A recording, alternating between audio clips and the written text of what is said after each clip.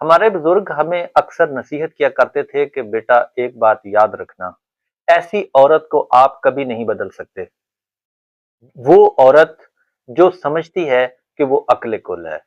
جی ہاں، آپ ایسی عورت کو کبھی نہیں بدل سکتے، آپ ایسی عورت کی سوچ نہیں بدل سکتے، آپ ایسی عورت کے خیالات کو نہیں بدل سکتے، آپ ایسی عورت کے جذبات کو نہیں بدل سکتے جو عورت یہ سمجھتی ہے کہ وہ عقل کل ہے۔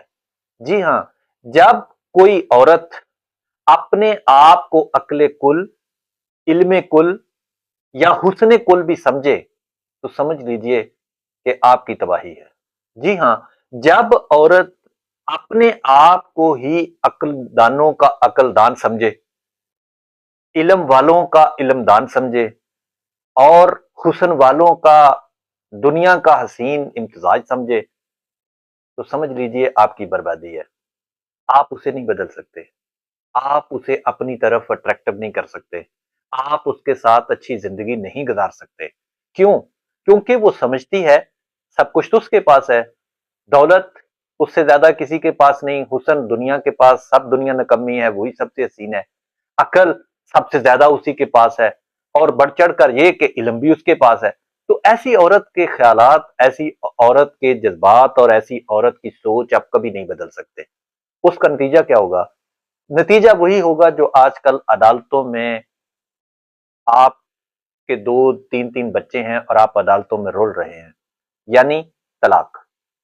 وہ عورت جب یہ سمجھتی ہے کہ وہ عقل کل ہے، وہ عورت جو سمجھتی ہے کہ وہ علم کل ہے، کہ وہ سب سے زیادہ اچھا علم اور سب سے قابل تو وہی عورت ہے، باقی تو دنیا سب زیرو ہے۔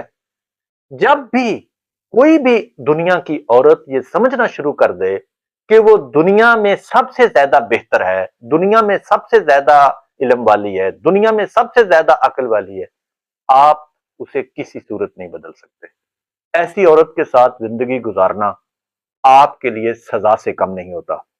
کوشش کریں آپ ایسے لوگوں کو ساتھی بنائیں جو عقل کل نہ خود کو سمجھتے ہوں، جو علم کل نہ سمجھتے ہوں، جو حسن کل بھی نہ سمجھتے ہوں۔ جو شخص اپنے آپ کو علم کل، عقل کل یا حسن کل سمجھتا ہے وہ دنیا کا سب سے بیکار چیز ہوتی ہے، وہ دنیا کا سب سے بیکار ہوتا ہے، کیونکہ اس کے پاس دنیا کی ترجیحات نہیں ہوتی، دنیا کے لیے کچھ نہیں ہوتا، وہ صرف اپنی ذات کے لیے زندہ رہنا چاہتا ہے اور صرف اپنی ذات کو ترجیح دیتا ہے۔